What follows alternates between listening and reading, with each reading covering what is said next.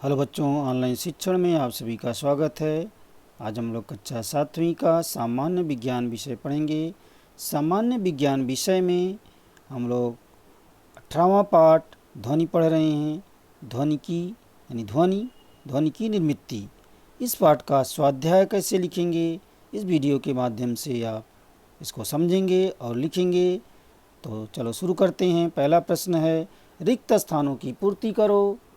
पहला प्रश्न अ में अ है, किसी भी वस्तु के लयबद्ध खाली जगह है ध्वनि का निर्माण करते हैं।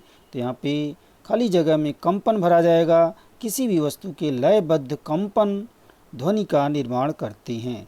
दूसरा आ है, ध्वनि की आवृत्ति खाली जगह में मापी जाती है। किस में मापी जाती है? तो यहाँ पर लिखेंगे हर्ट्स। ध्वनि की आवृत्ति हर्ट्स में मापी जाती है। तीसरा ई है, ध्वनि की जो है खाली जगह कम होने पर उसकी आवाज़ भी कम होती है। तो यहाँ पर आवृत्ति भरा जाएगा। ध्वनि की आवृत्ति कम होने पर उसकी आवाज़ भी कम होती है। ई है ध्वनि, बड़ी इसको कह सकते हैं। ध्वनि खाली जगह के लिए माध्यम की आवश्यकता होती है। तो यहाँ पे खाली जगह में संचरण भरा जाएगा। ध्वनि संचरण के लिए माध्यम की आवश्यकता होती है। अगला दूसरा प्रश्न है, सही जोड़ियाँ बनाओ।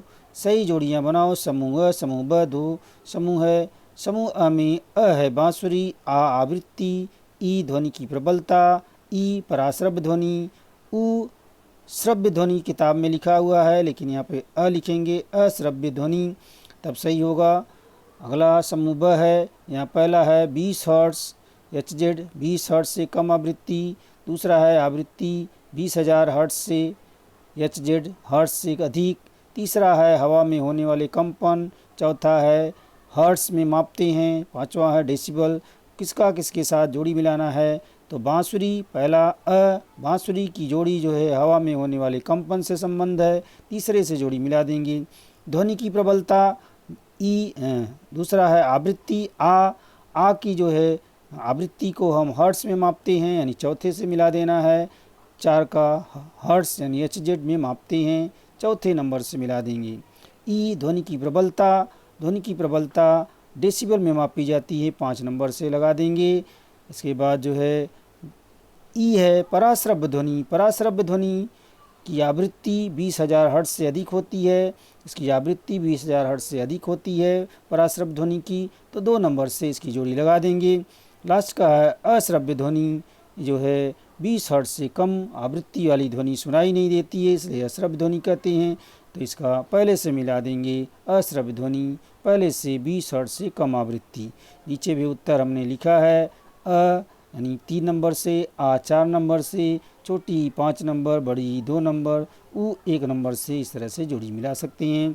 अगला प्रश्न तीसरा है, वैज्ञानिक कारण लिखो। पुराने समय में रेल की पटरियों पर कान लगाकर रेल के आने का अंदाज़ा लगाया जाता था। तो इसका उत्तर होगा, ध्वनि के निर्माण के लिए वस्तु में कंपन होना आवश्यक है। तो रेल के चलने से पटरियों में कंपन होकर ध्वनि का निर्माण होता है। ध्वनि के संचरण के लिए माध्यम की आवश्यकता होती है।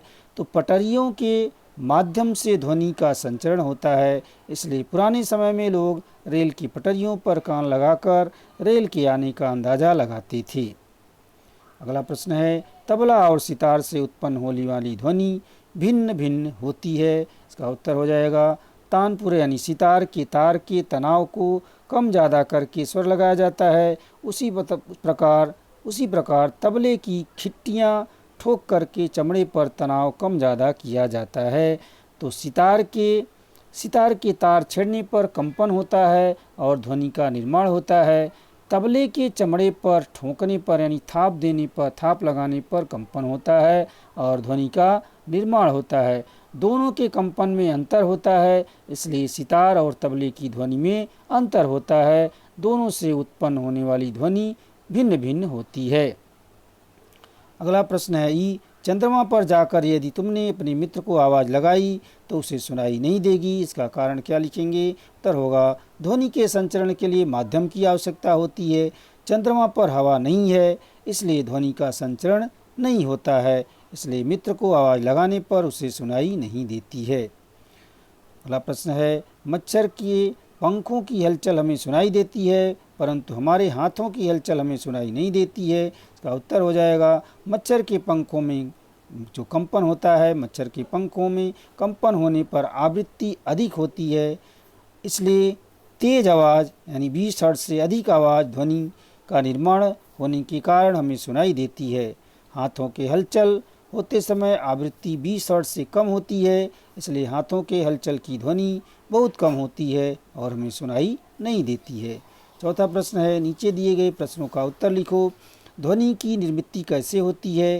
इसका उत्तर हो जाएगा किसी वस्तु के कंपन करने से ध्वनि का निर्माण होता है। कभी कभी कंपन प्रत्यक्ष रूप से महसूस नहीं होते हैं, लेकिन वहाँ भी कंपन होते हैं। सभी कंपन हवा के अणुओं को दिए जाते हैं और ध्वनि का निर्माण होता है। हवा के द्वारा ध्वनि हमारे कानों तक पहुँचती है और हमें सुनाई देती है। इस तरह से ध्वनि का निर्माण होता है।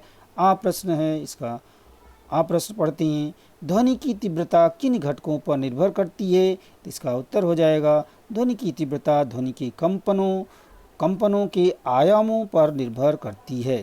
ध्वनि की तीव्रता ध्वनि के कंपनों के आयामों के वर्ग के समानुपाती होती है। उदाहरण के लिए आयाम को दुगुना करने पर ध्वनि की तीव्रता भी चौगुनी होती है। अगला प्रश्न है, इसमें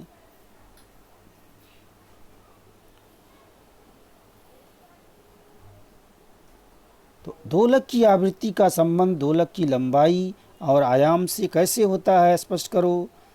ई प्रश्न है, दोलक की आवृत्ति का संबंध दोलक की लंबाई और आयाम से कैसे होता है, इसको स्पष्ट करना है। तो इसका उत्तर आगे हम देखते हैं।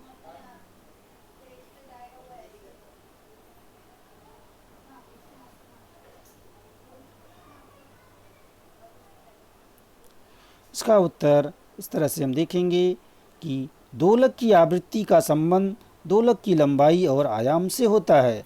दोलक की लंबाई और आयाम अधिक होने पर आवृत्ति अधिक होती है। दोलक की लंबाई और आयाम कम होने पर आवृत्ति कम होती है।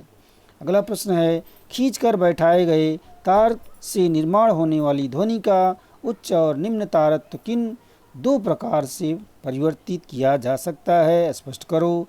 तो तार का तनाव बढ़ाने पर आवृत्ति बढ़ती है और तनाव कम करने पर आवृत्ति कम होती है। तनाव अधिक होने पर आवाज़ उच्च होती है और तनाव कम होने पर आवाज़ निम्न यानी कम होती है। इसे ही ध्वनि का उच्च और निम्न तारत्व कहते हैं। इस तरह से हम जो है स्वाध्याय की प्रश्न यानी जो प्रश्न है उसका उत्तर आप इस वीडियो के माध्यम से लिख सकते हैं और इससे आपको अपनी स्वाध्याय को करने में मदद मिलेगी। तो यहाँ पे अपना सेशन हम समाप्त करते हैं। धन्यवाद।